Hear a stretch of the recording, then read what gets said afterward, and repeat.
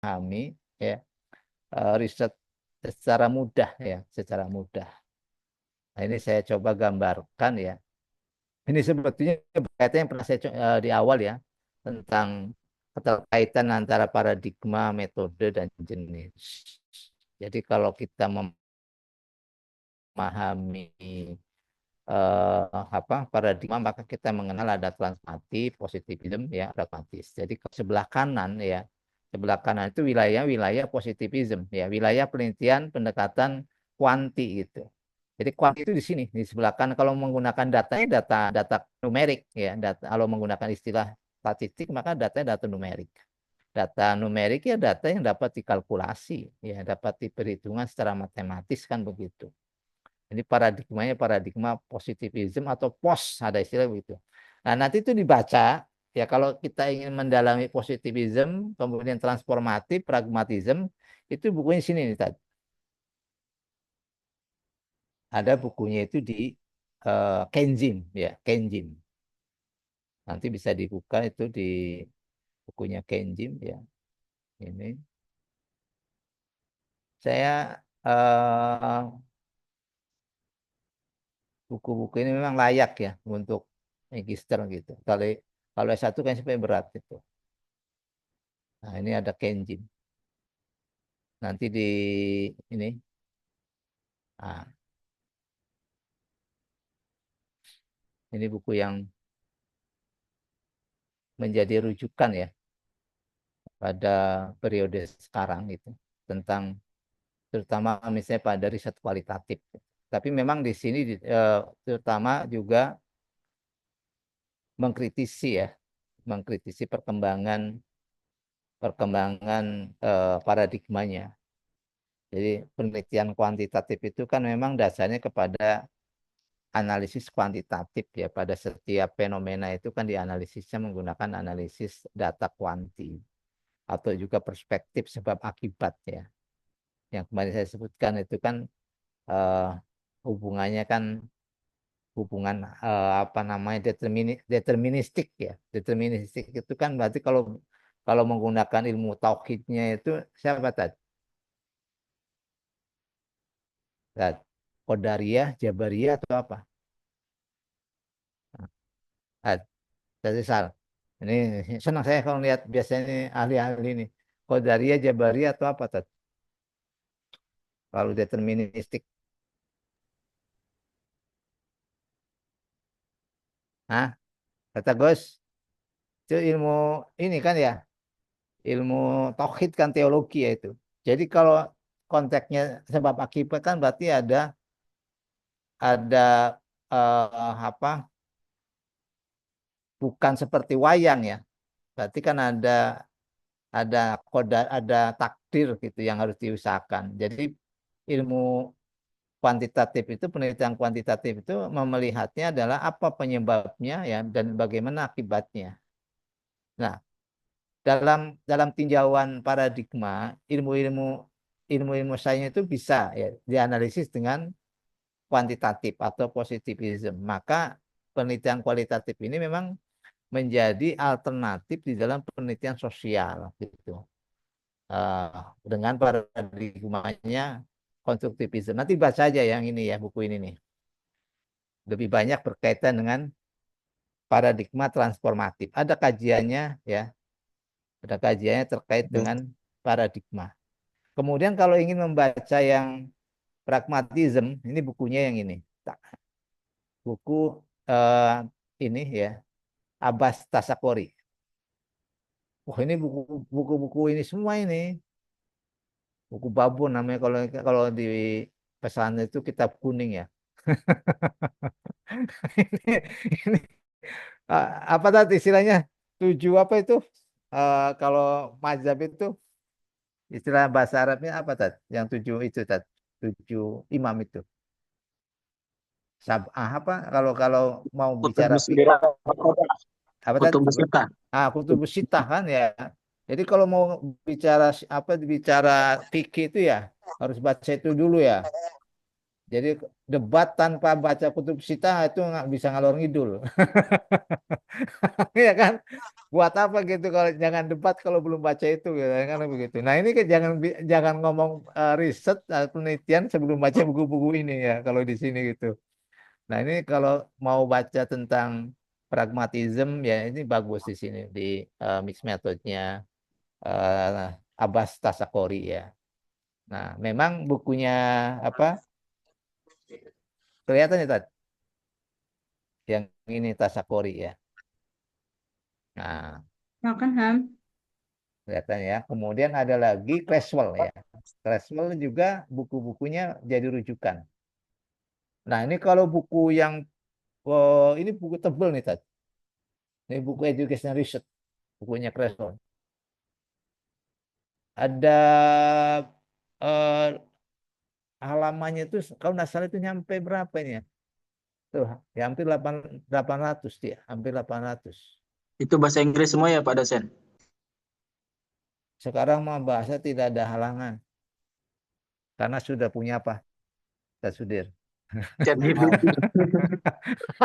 AI. udah, udah punya asisten ya kan, udah punya asisten udah nggak usah takut kan bahasa Arab aja yang gundul-gundul bisa dibaca sekarang kan gitu ya. Well ya. Oh, apalagi yang Iya, masih Kak. huruf Latin mah banyak yang bisa. Coba kalau nanti huruf Mesir tuh, huruf zamannya Firaun, kan susah itu kalau zamannya Firaun, apalagi huruf ini kan. Kita kapok huruf Jawa aja kapok mungkin kan, kalau bahasa Jawa itu pakai huruf ini, huruf Jawa kan gitu, apa Sunda kan gitu. Nah, ini buku ini tebel ya. Ini khusus untuk yang education research-nya. Tapi buku pengantar umumnya juga yang casual banyak ya. Ini semuanya di sini. Semuanya ada di ini ya. Di casual itu eh ada di sini ada misalnya yang ini nih.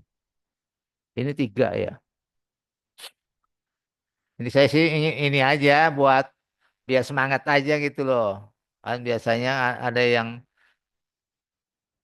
kalau sering belanja buku ya berarti senang baca gitu.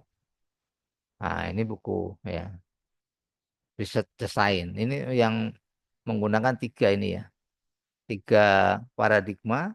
Jadi eh jadi dapat kita lihat ya, yang mempromosikan bahasanya gitu kan, yang mempromosikan bagaimana memahami riset berdasarkan paradigma itu diantaranya Creswell ya, kemudian tadi Kenjim ya, Tasakori, kemudian apa nanti ada juga riset-riset yang memang berbeda cara pandangnya gitu.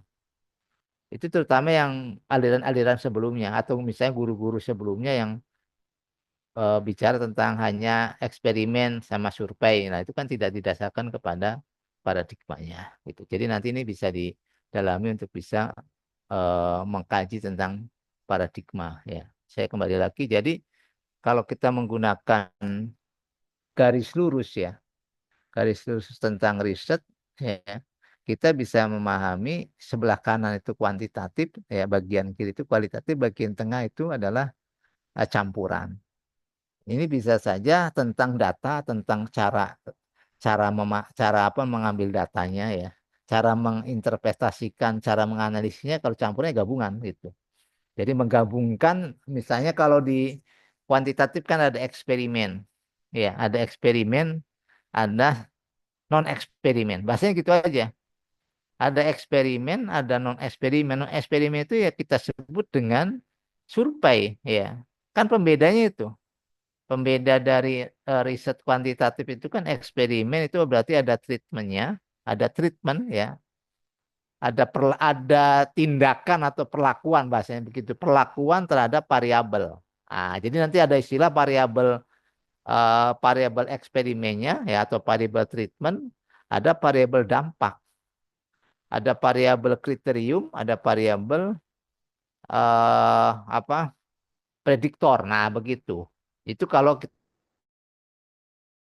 memahami kuanti ya. Jadi ada korelasional, ada komparasional, ya ini yang disebut dengan survei ya. Jadi kalau tidak eksperimen ya survei. Surveinya apa? Surveinya korelasi, surveinya komparasi, kan gitu. Nah, kemudian kalau kuali, kita kenalnya misalnya strategi naratif, ya, fenomenologi, studi kasus, etnografi, grounded teori.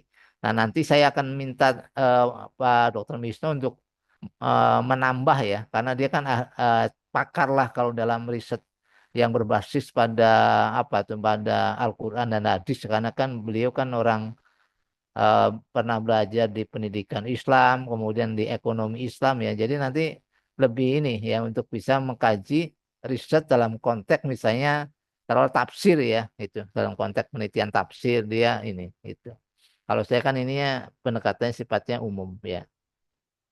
Nah, ini strateginya kalau kualitatif, naratif, fenomenologi, studi kasus, etnografi. Ini ada di bukunya Creswell ya, bukunya Creswell gitu. Kalau nanti bicara yang ini nih, bicara yang eksperimen, korelasional, itu banyak bukunya ya.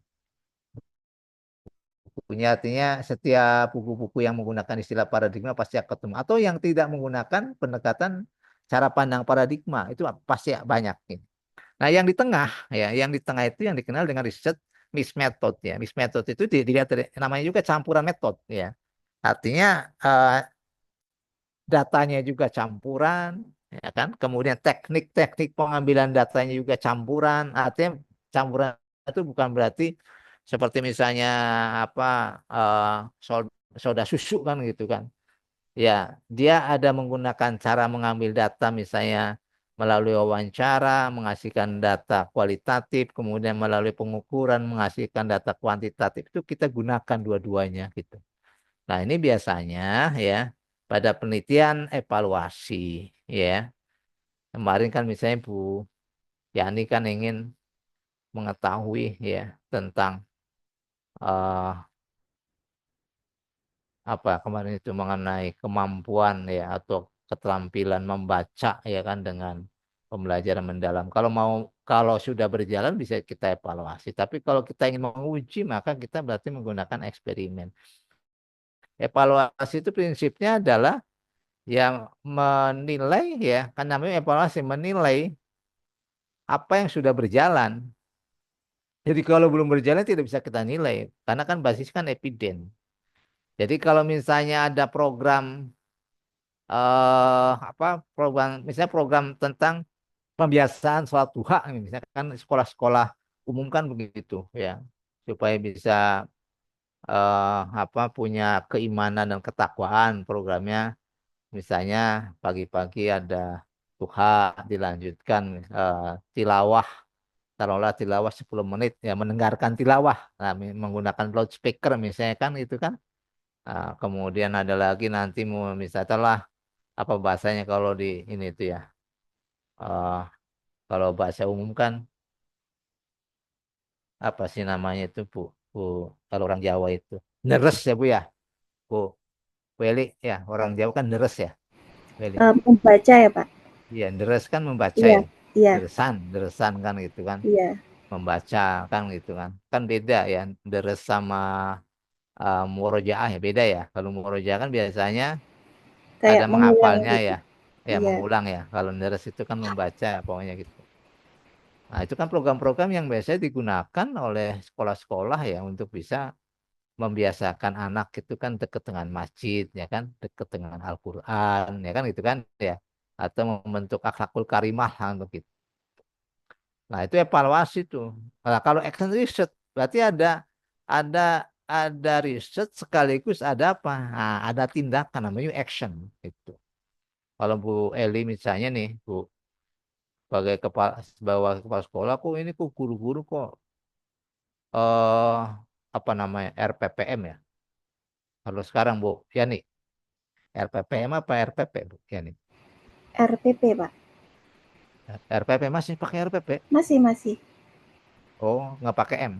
Enggak, masih RPP, Pak.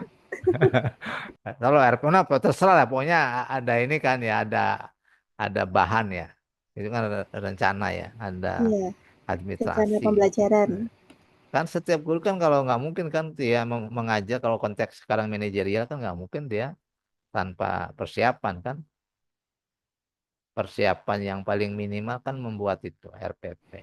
Nah, kalau misalnya sekian persen guru kok RPP-nya dibaca, misalnya kan benar nggak Bu? Misalnya membaca RPP ya, paling tidak apa ya, mensupervisi RPP, gitu.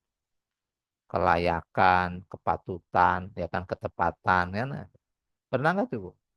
Dinilainya, Iya, kelayakan, kepatutan, ya kan? iya Kalau benar Pak. nah itu kan perlu tuh. Nah nanti kalau misalnya kita dari sekian itu, oh ternyata terus 50% yang memenuhi misalnya kan syarat ketepatan, kepatutan, kelayakan. Nah, itu kan berarti bisa harus diambil tindakan tuh. Ada tindakannya apa untuk bisa meningkatkan kualitas dari RPP. Nah itulah yang nanti bisa sekaligus sebagai riset. Risetnya adalah action research untuk bisa meningkatkan kualitas RPP, ya kan? Ada risetnya. Nah, risetnya kan berarti ya namanya riset kan berarti ada metodologinya kan, sistematis kan gitu kan. Tahapannya ada, ya kan, prosedurnya ada. Nah, itu kan namanya action research. Itu buat Bu Eli itu yang misalnya sebagai wakil kepala sekolah. Kalau Bu Yani ya berarti risetnya di kelas. Wah, ini anak-anak kok diajari huruf hijaiyah kok salah baca dulu kan gitu. H bahasanya ja kan itu misalnya kan. Akan berarti bisa menggunakan action research. Apa yang bisa efektif untuk bisa mengajarkan misalnya di dalam membaca. Kalau misalnya di beberapa sekolah kan ada menggunakan metode-metode yang berbeda ya, WIS ya. WIS kalau ngajari umum kan pakai ikro ya. Itu nggak WIS? Yang Iya ikro mungkin Bapak. ya kan kelas-kelas yang misalnya ikro kan bertahap kelas 1, kelas 5, kelas 6. Ya kelas pokoknya jilid 6 bahasanya ya. Kalau di BUIS dari mana tuh metodenya BUIS? Ada yang ikro itu Ikro. Bapak. Masih Pakai ikro sih. metode ikro maksudnya. Kalau untuk baca masih pakai ikro. Oh, ikro bukan sebagai metode dari situ. Bukan. Sebagai Kalau metode apa sebagai ini aja gitu pegangan apa gimana? BUIS. untuk perbaikan bacaan pakai ikro seperti itu disimak seperti itu Pak. Oh gitu ya. Eh, Kemudian ada juga materinya tahsin Ah, ah, seperti itu ah, pakai ah. buku lain Oh jadi kalau yang ini yang misalnya masih dasar pakainya ikro. pakai ikro. Itu ustadznya diajarin nggak untuk menggunakan ikro? Belum ada pelatihannya Bapak. Itu karena kan setiap metode itu kan sebetulnya dianggapnya kan metode ya, metode nama nama kan dia metode ikro. Nama seperti metode Umi eh, apa? Simlat Umi ya kan? Apalagi tadi Umi, Kiroate. Eh, Kalau di Indonesia ya ada Nurul Bayan Pak. Kiroati, Nurul Bayan tuh. Tilawati. Itu dari mana? Nurul Tilawati.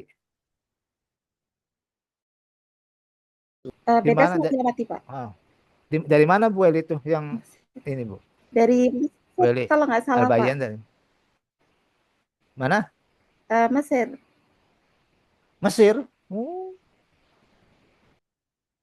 Apa tadi Ustaz Udir? Simeti. Apa? Apa tadi apa? Bukan, bukan saya kayaknya. Siapa siapa siapa? Apa tuh? Ustaz Hidayat Iya.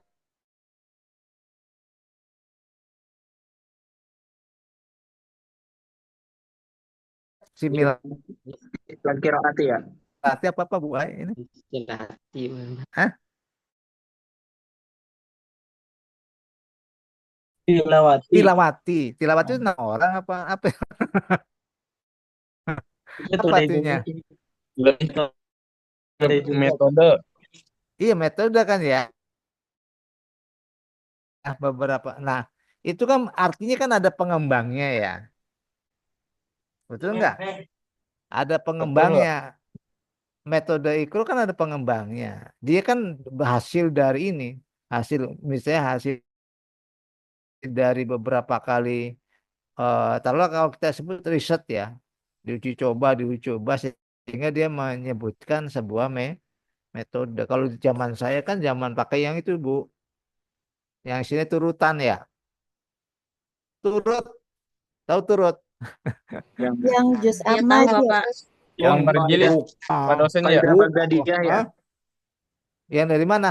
Yang kaidah Itu, Baghdadiyah itu. bukan? Iya, kayaknya itu yang pokoknya Baghdadiyah yang dari Irak ya. Hmm. Betul. Iya kan zaman saya itu aja nggak ada tuh ikut-ikut yang apalagi eh, yang sekarang tilawati kan nggak ada itu. Nah maksud saya gini, itu kan banyak metode ya yang yang yang sudah apa namanya diuji cobakan. Nah kan kalau sebagai guru kan Bu Yani ini yang pernah di Al Kausar tuh ya, yang pernah di Al Kausar. Itu kan berganti-ganti terus Bu ya, Bu. Anak jadi korban ya. Nggak ada itu. Ya ini suaranya nggak muncul.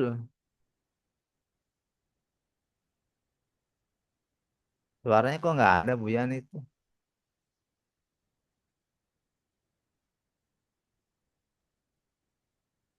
Pakainya laptop kali ya.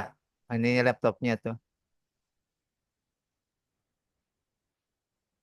Bu Eli pertimbangannya apa Bu Eli pakai Albayan Bu Eli?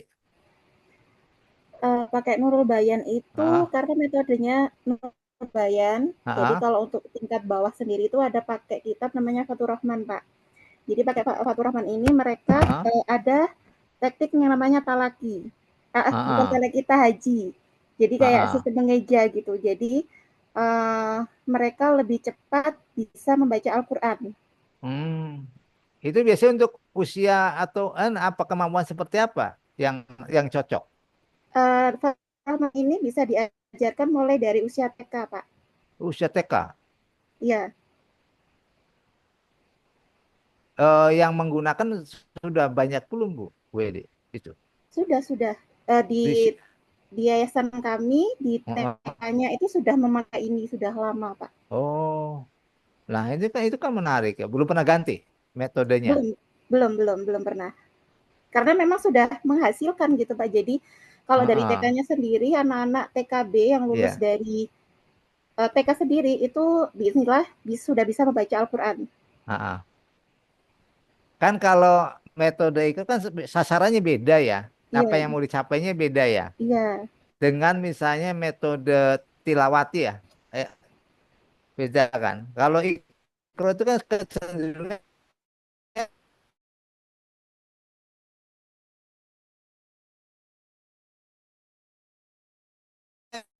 bisa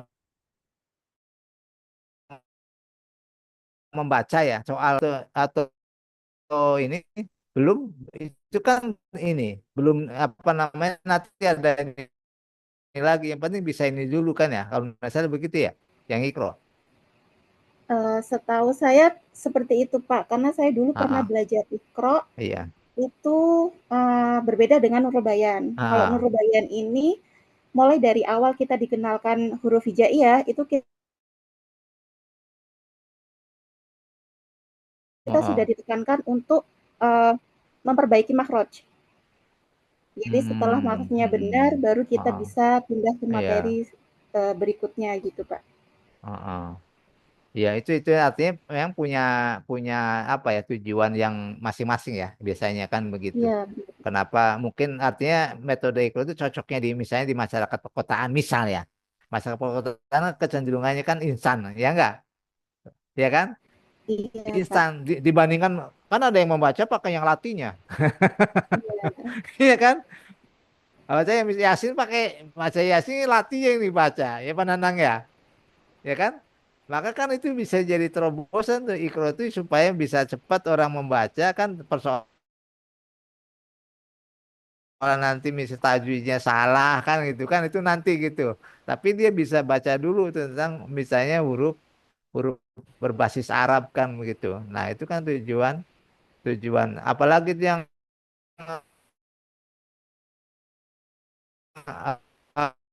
uh, yang men-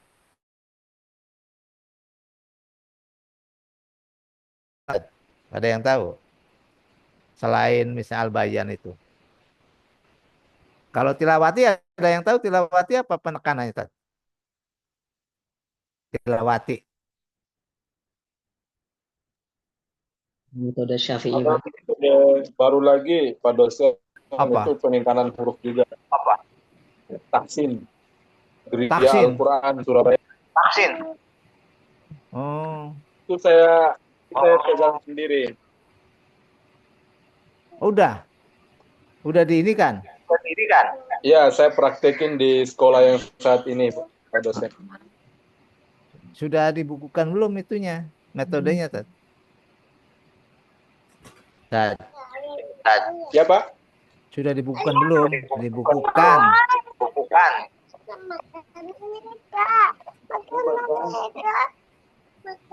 Sudah dibukukan belum? Kalau untuk metode tilawati Sudah, alhamdulillah sudah dibukukan, Ustaz. dibukukan. Sudah. Iya, kalau tilawati kan sudah di artinya dikenalkan, kemudian juga dilatih ya kan. Artinya banyak yang memang menggunakan tilawati sekaligus tadi ya, artinya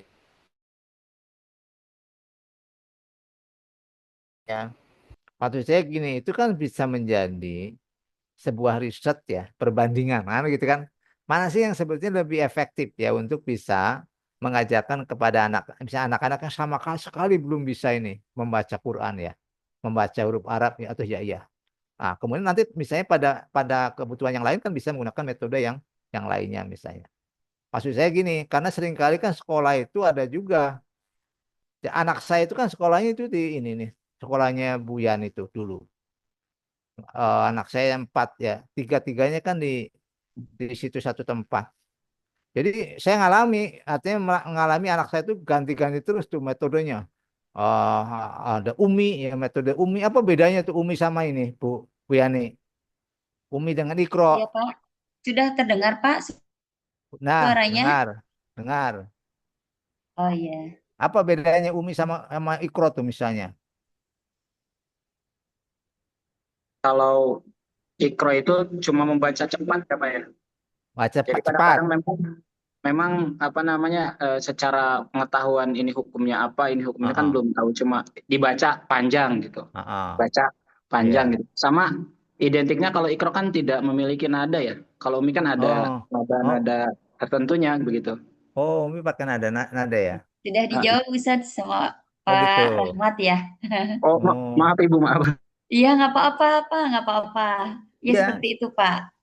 Jadi kalau ya memang tadi kalau Ikro itu memang yang supaya itu aja bisa baca ya.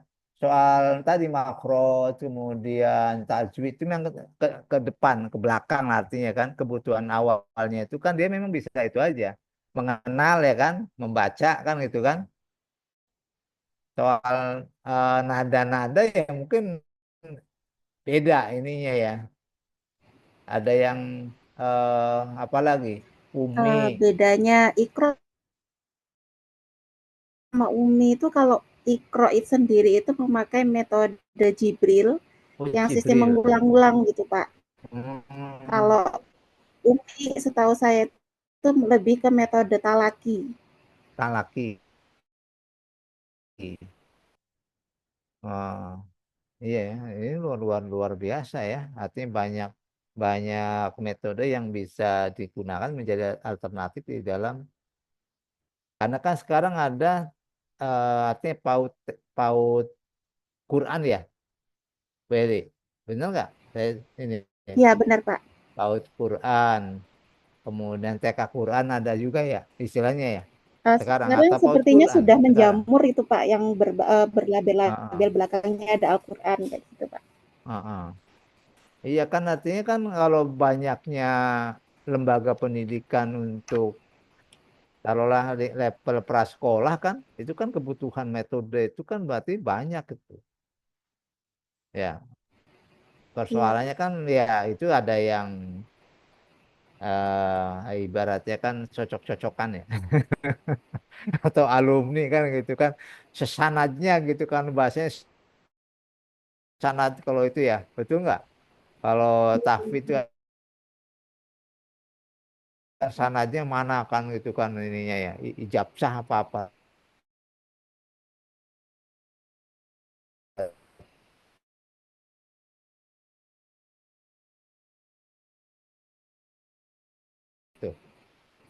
Kalau misalnya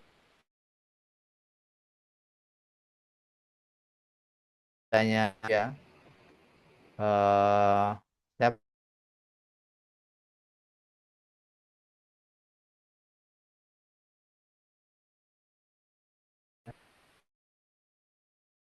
Pak, Bu, yang kudus itu kan punya ini sendiri kan ya, punya jalur sendiri kan itu. Nah, artinya seperti metode tadi juga gitu. Nah, ini kesempatan maksudnya saya tadi ya, kalau mau fokus kepada risetnya pada metode di dalam membaca Quran ya silakan gitu. Nanti tinggal mau apakah mau eksperimen ya kan? Biasanya memang harus eksperimen kalau metode itu ya, dieksperimenkan. Mana sih yang lebih cocok dengan melihat latar belakang murid misalnya kan? Latar belakang muridnya. Misalnya ada murid di perkotaan. Jadi pandangannya gini, jangan kita itu hanya di pesantren itu, tapi banyak tuh anak-anak yang di jalanan ya kan yang perlu belajar Al-Qur'an. Iya kan? Banyak anak-anak yang anjal itu perlu belajar Quran, perlu membaca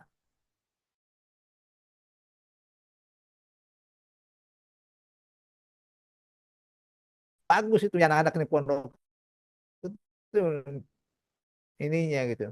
Tapi bagaimana misalnya kita bisa menghasilkan sebuah metode yang dibutuhkan secara cepat ya kan buat anak-anak yang memang latar belakangnya itu ya lain kan begitu.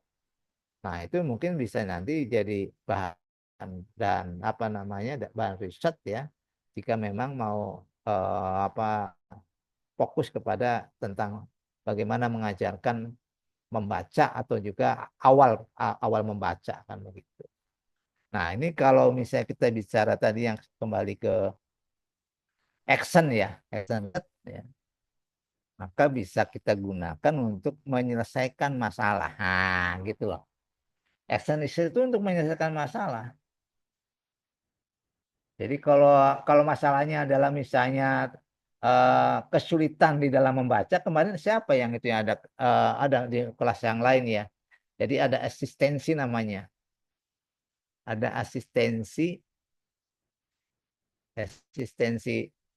asistensi ya pada mahasiswa yang sedang belajar gitu. Yang sedang belajar.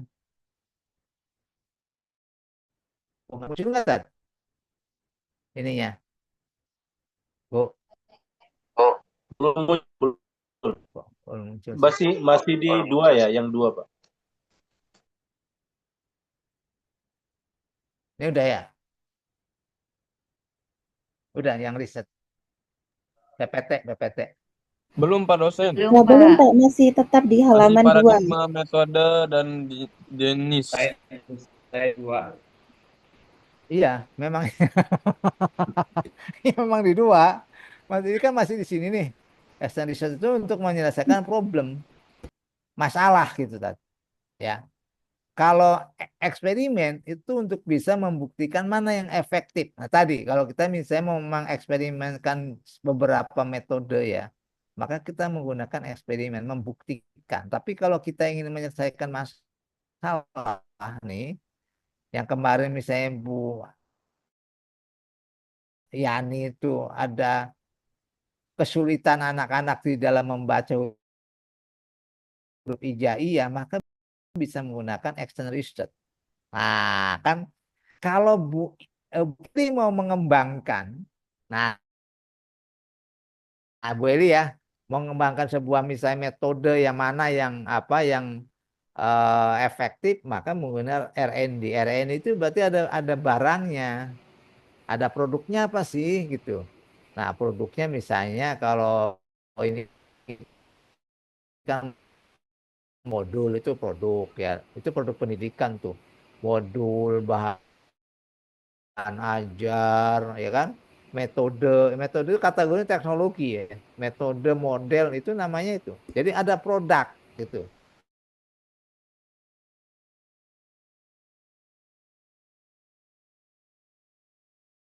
Open gitu, maka bisa menggunakan dalam konteksnya adalah kita bisa melakukan penelitian mixed method gitu ya. Ini harus pahami ini ya. tentang tujuannya ya, tentang strateginya gitu. Ini antara paradigma, metode, dan jenisnya. Jadi jenis itu bisa kita kategorikan juga strategi ya. Apa jenisnya? Naratif, fenomenologi atau strategi. Ada yang muncul strategi. Apa jenisnya? Korelasional, komparasional, eksperimen. Nah itu. Metodenya apa? Metodenya bisa kuanti, kuali, campuran. Bisa begitu. Metode itu kuanti, ada juga menyebutnya pendekatan ya. Kuanti, kuali juga sekaligus pendekatan, sekaligus metode. Kalau paradigma pasti ini transformatif, positivism, pragmatis gitu. Nah, itu untuk pembedanya ya. Nanti kalau di dalam bab 3 biasanya ada desain. Nah, ini desain di sini. Desain itu isinya adalah pendekatan, metode, strategi itu di bab 3 begitu. Oke, nah ini kalau kita tadi ya tentang data nih. Untuk membedakan juga kita bisa menggunakan istilah ini. Jadi kalau kualitatif pasti apa? Metode mengambil datanya. Metode ini mengambil data misalnya dengan wawancara, observasi. Karena apa? Pasti kalau kita wawancara, observasi bisa memperoleh data kuali. Tapi kalau misalnya menggunakan skala atau tes, skala psikologi atau tes, pasti kita mendapatkan data kuanti. Begitu. Nggak mungkin datanya data kuali. Tapi kalau wawancara, yang namanya wawancara kan pasti akan jawabannya menggunakan verbal, kan jawaban verbal. Gitu. Nah, kemudian ada analisis ya kan. Di kuanti itu analisis statistik.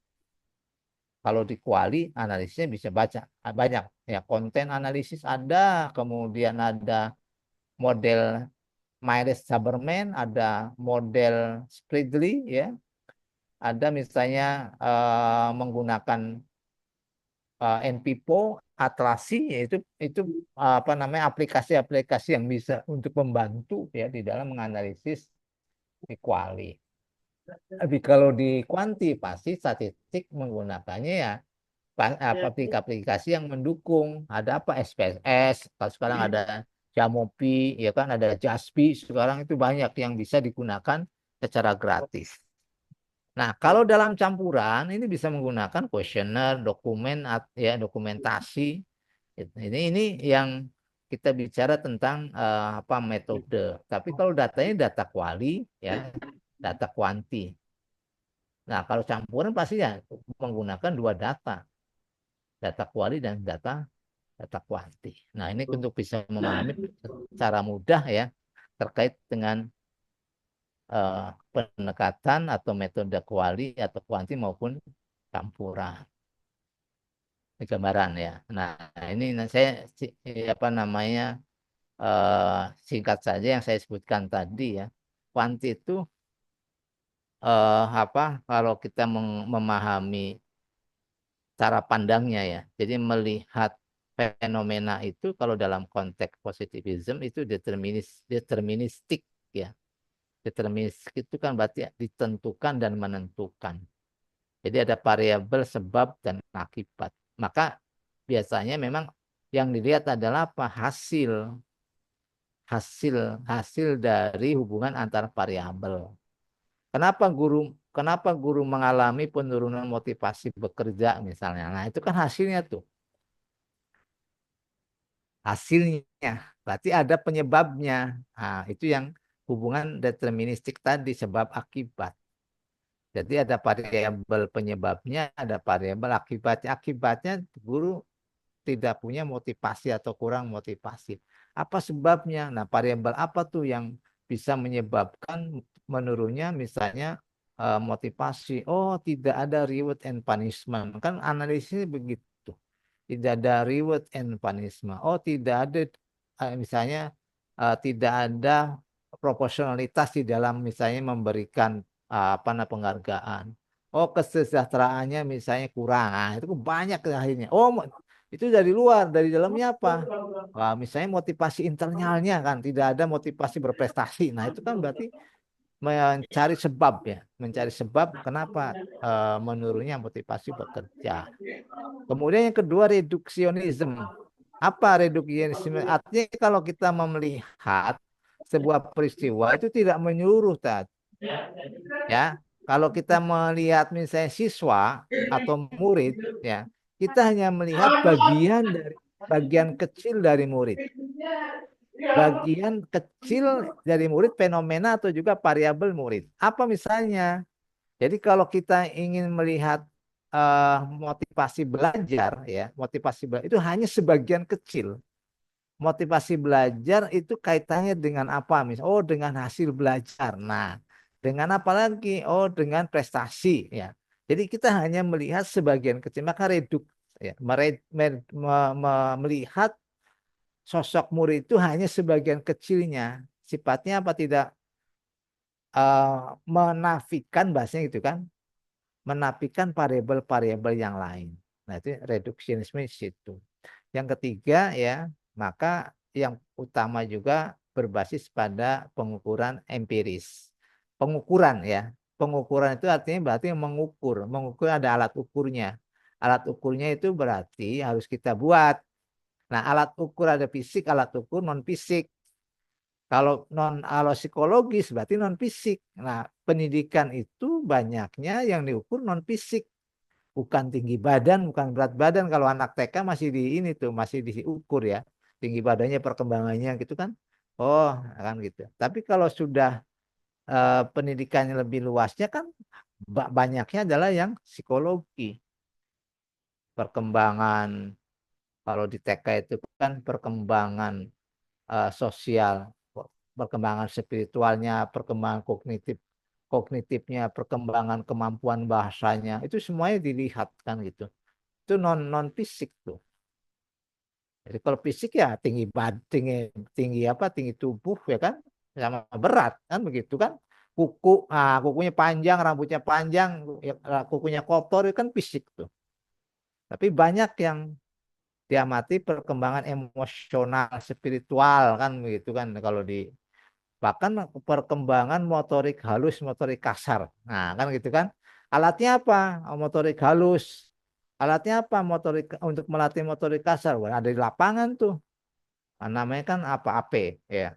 Alat permainan luar misalnya kan, AP, alat permainan edukasi dalam. Nah, beda-beda tuh. Orang yang motorik halusnya kan dilatih supaya misalnya bisa nulis huruf apa tuh? Huruf halus, Bu, ya. Bahasanya ya, kalau dulu ya. Huruf halus tuh gitu. Kalau sekarang kan hurufnya pakai huruf ini, keyboard semua ya. Wes ya. Betul nggak? Generasi Betul, Bapak. generasi Bu huruf keyboard apa huruf Kalau dulu saya masih belajar huruf Latin atau huruf halus gitu. halus kan?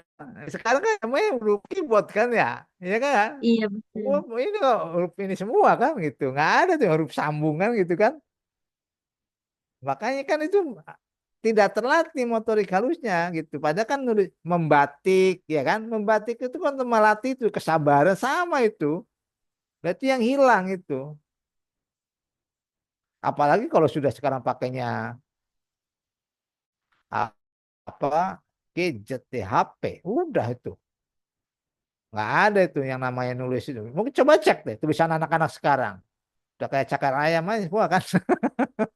Ya, nulisnya itu nggak indah kan gitu tulisannya itu. Mau yang perempuan, mau yang laki-laki gitu. Kategorinya udah kayaknya memang tidak terbiasa menulis kan begitu. Ya mungkin ada yang rapi kan gitu kan, yang memang motivasinya tinggi kan biasanya rapi gitu. Tapi kecenderungannya kan itu. Zaman sekarang sudah memang udah teknologinya kan ini gitu. Ya, lagi ya. Jadi apa ini pengukuran ya, yang kemudian verifikasi. Jadi penelitian kuantitatif itu harus ada yang disebut dengan logiko hipoteto. Jadi kita menjawab pertanyaan penelitian itu didasarkan pada jembatan hipotesis. Nah, hipotesis itu kan jawaban pertanyaan penelitian yang perlu diuji, hipotesis. Jadi ada pertanyaan penelitian, kemudian kita rumuskan hipotesis untuk menjawab pertanyaan penelitian yang harus diuji.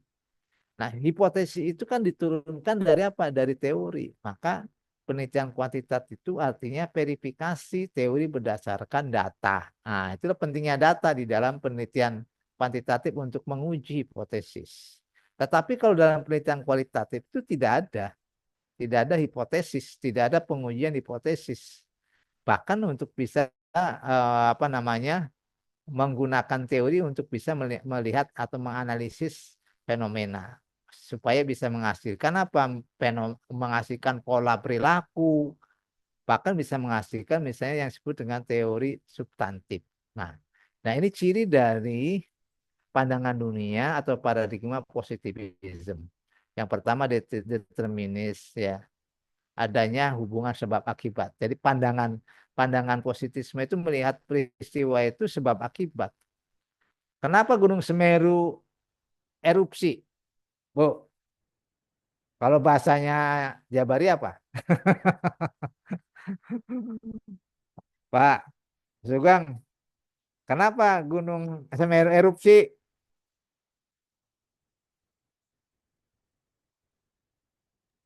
Kenapa? Dr. Rahmat, jawaban orang ini apa? Jawaban orang masjid. Apa, Bu? Wes, kenapa? Kenapa Gunung Semeru erupsi? Karena udah ditentukan tadi oleh Allah. Ya kan? Itu jawabannya orang masjid tuh. Iya, Oh orang iya. Jabariyah gitu kan. Oh, jawabannya kan gitu kan. Oh, karena takdir. Betul nggak? Belajar. Karena takdir, karena sudah ditentukan sama Allah, karena sudah waktunya kan, apalagi udah kan Iya. gitu. Ya, sehingga tidak ada ilmu vulkanologi. Coba kemarin tuh yang di apa di mana, Bu? Yang Jawa Tengah, yang longsor itu.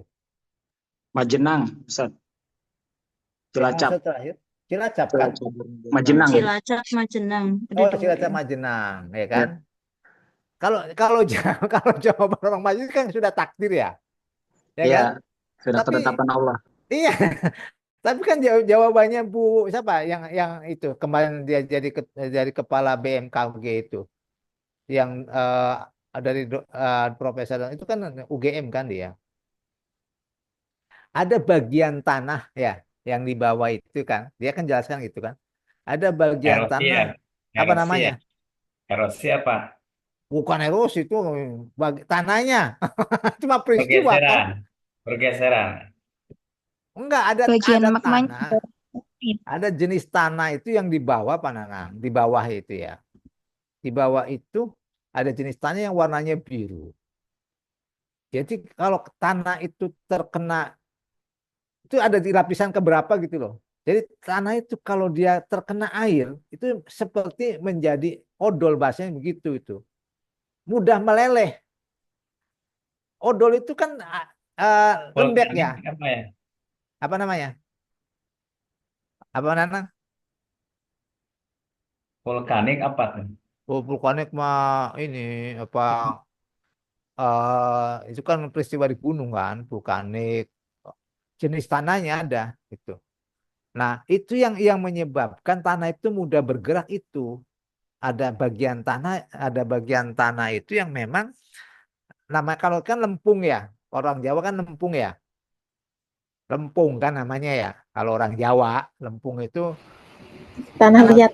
ya terlihatnya padat kan, tapi kalau kena air dia kata Bu Kornita itu akan seperti odol. Jadi kalau misalnya kasih air terus dia akan mengalir terus. Tapi mengalir dengan bukan air ini, tapi dia memang tanah yang lembek ya kan, membawa apa tanah-tanah yang ada di atasnya. Itu yang menyebabkan tanah itu bergerak gitu loh.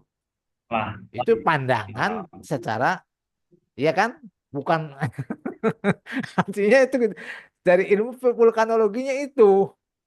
Nah, itu pentingnya artinya kalau kita memahami apa namanya dalam konteks positivism ya, perilaku gitu, perilaku alam. Nah, kan jangan perilaku alam artinya apa? Perilaku alam bisa diamati, positivisme itu sebab akibat. Kenapa ada tanah bergerak? Oh, takdir itu selesai, udah tidak ada lagi riset ya kan, tidak ada lagi penelitian gitu loh. Tapi itu sebabnya diantaranya adalah itu ada bagian tanah yang memang mudah meleleh ya. Kemudian dia bisa bergerak dan membawa bagian yang di atasnya. Sehingga itu tanah itu bergerak itu karena di situ gitu. Jadi kalau misalnya curah hujan yang tinggi ya kan, kemudian meresap ke bagian tanah tersebut, maka dia akan cepat terjadi pergerakan tanah. Nah, itu yang tentunya kalau dalam konteksnya misalnya tentang pemukiman, kan harus belajar dari situ, dari ilmu vulkanologinya. Mana daerah-daerah yang rawan ya kan? Kalau di Bogor ada tuh, yang kemarin di mana itu? Dad, ada nggak yang di Bogor nih? Yang daerah kemarin waktu berapa desa itu yang kena tanah merahnya itu? Sukajaya ya? Kalau Bu Eni mah nggak tahu ya. Daerah Luli yang ke sana Sukajaya itu yang perbatasan hampir perbatasan dengan Banten kan itu kan Banten Cianjur itu juga termasuk yang daerah rawan gitu karena memang tidak ada pohon-pohon penangkal ininya gitu namanya tanah itu hampir artinya gundul kan bahasanya begitu. Itu kan akibat tidak ada misalnya tanaman yang akarnya bisa mencengkeramkan itu kan penggundulan kan sebab akibatnya apa? Erosi, longsor dan seterusnya. Nah itu konteksnya adalah deterministik ya konteksnya. Jadi kalau mau lihat siswa, lihat guru ya, maka lihatnya di sini sebab akibat. Jadi penelitian apa? Penelitian korelasi, penelitian komparasi itu dasarnya itu. Misalnya ada nggak hubungan antara motivasi kerja guru dengan kebahagiaan mengajar misalnya. Nah, itu kan kita bisa ngaitkan dengan itu, dengan konteksnya determinisme. Misalnya ada tidak hubungan antara ya penggunaan media visual ya dengan misalnya motivasi belajar anak. Nah, itu kan juga determinisme dalam konteksnya. Ya, jadi ini menjadi dasar pandangan positivisme dalam penelitian kuantitatif gitu. Ini saya lanjut ya sedikit lagi nih nanti kita dalami ya. Ini sebetulnya sudah tadi ya penjelasan saja ya berkaitan dengan yang paradigma ini. Ya, ini metodenya. Kalau ini kan paradigmanya. Jadi kalau metode kuantitatif ya bersifat predetermined ya. Tadi ya ada sebab ya atau ada penyebab gitu. Kemudian ada instrumen untuk dipakai mengukur tadi. Mengukur apa? Mengukur variabel ya. Mengukur variabel yang sifatnya tadi kan istilahnya itu yang di sini nih. Reduks ya. Yang sifatnya reduksionis artinya sebagian kecil ya, sebagian kecil. Kemudian harus misalnya bisa menggunakan observasi, sikap dan seterusnya. Kemudian menggunakan data statistik ya atau tadi data kuantitatif. Interpretasinya menggunakan statistik. Ini menjadi ciri kuantitatif gitu. Nah, ini ada beberapa yang disebut dengan apa nih? Nggak muncul nih, belum muncul.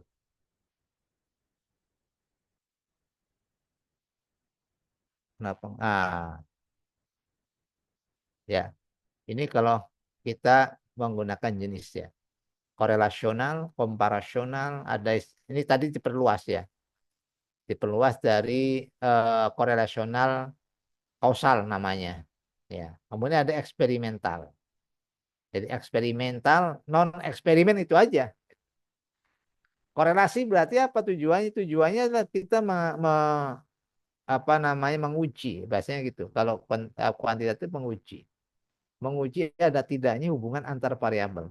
Hubungan antar variabel. Tadi misalnya ada tidak sih hubungannya antara motivasi belajar murid, ya kan, dengan hasil belajar misalnya. Kedisiplinan belajar misalnya dengan prestasi, ya kan. Kebiasaan misalnya kalau bahasa ini kan kebiasaan murojaah, misalnya kan, dengan kualitas hafalan misalnya. Itu kan kita coba untuk mengaitkan ya variabel yang satu dengan variabel yang lain itu menguji berarti tujuan riset korelasional komparasi perbandingan Kita ingin membandingkan misalnya tadi ya, kalau bahasa metode ada metode UMI, metode metode IKRO misalnya kan, hasil belajarnya seperti apa. Nah, kita bisa membandingkan itu. Kemudian misalnya ada kelas yang dipisah dengan kelas yang tidak dipisah misalnya, antara ikhwan dan akhwat misalnya tuh. Kita bisa coba untuk mengkomparasikan. Ada misalnya kalau bahasa yang lebih luas lagi ada madrasah ibtidaiyah, ada sekolah dasar umum, ada sekolah dasar Islam terpadu. Nah, itu kan 3 tuh. Ya kan? 3, coba kita ada nggak perbedaannya dalam hal misalnya mata pelajaran PAI hasilnya. Nah, itu bisa kita uji dengan komparasi.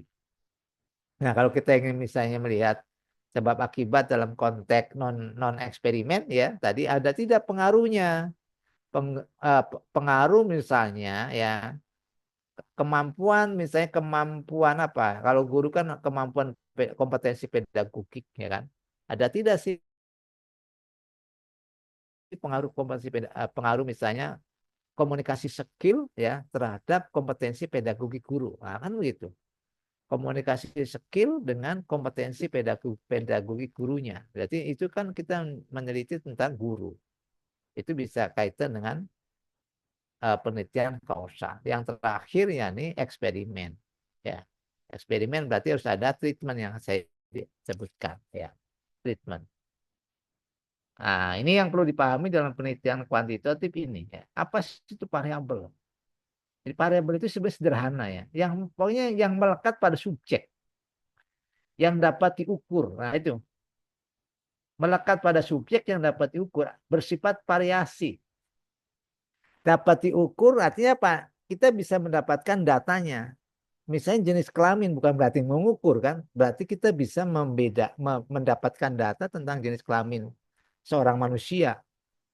Jenis kelamin variasinya apa? Variasinya laki-laki perempuan. Tinggi badan itu variabel. Kenapa variabel? Karena kita dapat mengukur tinggi badan. Ada variasinya, ada yang misalnya sekian senti, ada sekian senti. Kalau mau buat kategori nanti ada yang pendek, ada yang sedang, ada yang tinggi. Itu variasinya ya. Jadi nanti ada istilah variabel dependent, variabel independent, variabel interpending ya. Kalau dalam eksperimen ada variabel treatment, ada variabel dampak, ada variabel prediktor, ada variabel kriterium, itu beberapa nama yang digunakan untuk bisa menyebutkan variabel. Nah, ini dalam konteks konstelasinya ya. Ini seperti ini. Ini hubungan korelasional. 3, ini hanya simbol ya, X1, X2, Y. Simbol. Ini yang sebutnya dengan korelasi ganda. Kalau magister harus 3 ya minimal. Kalau 2 itu apa namanya sarjana ya. Jadi kita bisa menggunakan 3 variabel atau 4 variabel. Nah, ya kan 4 variabel. Kalau 3 variabel berarti hanya beberapa pertanyaan. Ya, 4 variabel lebih banyak lagi. Ya, makin banyak variabelnya, makin banyak pertanyaan penelitiannya. Makin banyak pertanyaan penelitiannya, makin banyak juga hipotesis penelitiannya. Makin banyak hipotesis penelitiannya, makin banyak pembuktiannya. Makin banyak pembuktiannya berarti makin banyak kesimpulannya. Nah, itu hubungan dari jumlah variabel. Nah, misalnya ini pakai 3, ya kan? Ini pertanyaannya ada 3. Ya. Ada pertanyaan sederhana, ada pertanyaan sederhana 2, ada pertanyaan korelasi ganda 1. Nanti berarti ada hipotesisnya 3 ya untuk menjawab pertanyaan 1, pertanyaan 2, pertanyaan 3. Kalau ada 3 hipotesis berarti ada 3 pengujian. Karena hipotesis kan harus diuji. Berarti ada 3 kali pengujian. Kalau ada 3 kali pengujian berarti ada 3 kali kesimpulan. Nah, itu logika yang harus dipahami terkait dengan hubungan antara jumlah variabel, jumlah pertanyaan, ya, jumlah hipotesis, jumlah pengujian, jumlah kesimpulan. Sekarang kalau 4. Nah, 4 kan gini. Hubungan antara X1 dengan Y. Hubungan X2 dengan Y. Hubungan X3 dengan Y. Nah, ini kalau pertanyaan korelasi sederhananya. Apakah ada hubungan X1 dengan Y? Apakah ada hubungan X2 dengan Y? Apakah ada hubungan X3 dengan Y? Itu sederhana. Ini meningkat menggunakan 3. X1 dan X2 berhubungan dengan Y. X2 dengan X3 berhubungan dengan Y. X1 dan X3 berhubungan dengan Y. Nah, kan itu ini ganda ya. Kemudian ini lagi X1, X2 dan X3 berhubungan dengan Y. Nah, itu kan menggunakan 4. Berarti ada 7. 7 pertanyaan. Kalau ada 7 pertanyaan berarti ada 7 hipotesis. Ya. Nah, ini berbeda nih. Ya, ini konstelasinya berbeda. Ini disebut dengan analisis PET ya. Ada kalau yang ini hubungannya langsung. Hubungannya langsung. Kalau ini ada yang menggunakan mediasi. X1 ya, misalnya mempengaruhi X4 melalui X3. X2 mempengaruhi X4 melalui X3. Nah, berarti ada tidak langsungnya. X1 mempengaruhi X4 langsung.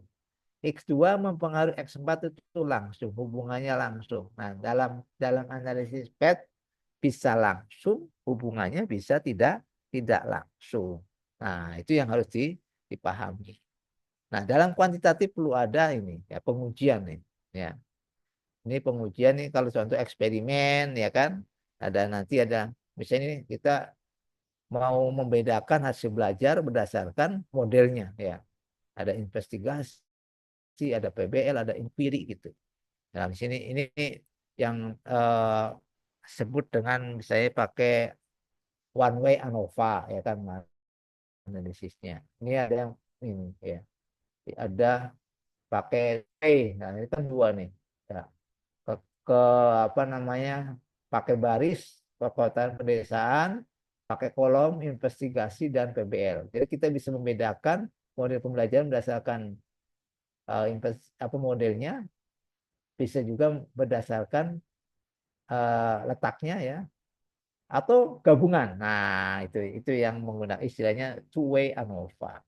Nah, nanti analisisnya macam-macam ya. Nanti ada analisis apa namanya? Analisis menggunakan yang pasti pakai statistik ya. Ini abaikan saja, ini saya hapus dulu. Ini karena ini judul dari kelas yang lain nih.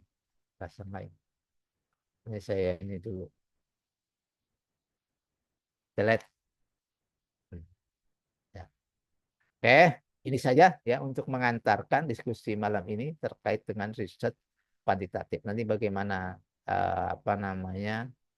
implementasinya ya, untuk bisa merumuskan judul ya yang berkaitan dengan isu-isu pendidikan yang terbaru ya, atau juga apa yang ada di pondok, atau juga ada yang di maktab ya, atau juga ada yang di sekolah, atau juga mungkin ada yang di madrasah. Saya kembalikan ke moderator. Silakan Ustaz. Mana Ustaz Rizal? Baik, terima kasih Pak dosen atas pemaparan materi yang sangat luar biasa, yang Masya Allah memutar-mutar otak, luar biasa, nah pusing-pusing juga. Wah. Ya, terima kasih banyak. Semoga ini menambah wawasan pengetahuan dan menarik untuk menjadi kami menggali informasi, menggali pengetahuan berkaitan dengan riset ya, yang kualitatif dan kuantitatif. Untuk teman-teman, ada yang mau ditanyakan seputar materi malam ini? Jika ada yang mau bertanya atau ada yang mau menambahkan atau memberi masukan kepada antum, ana persilahkan. Silakan yang sudah ancang-ancang ya. Walaupun semester 1, silakan nanti bisa membuat rencana tesis lah biar cepat selesai gitu loh. Silakan. Bismillah Ustaz, izin bertanya Ustaz. Ya, silakan.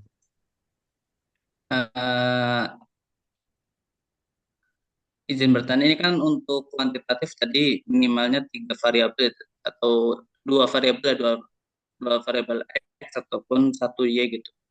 Yang Anda pertanyakan itu untuk kualitas. Apakah kualitas juga sama seperti itu atau tidak, Dad? Oke, udah. Sudah, Dad?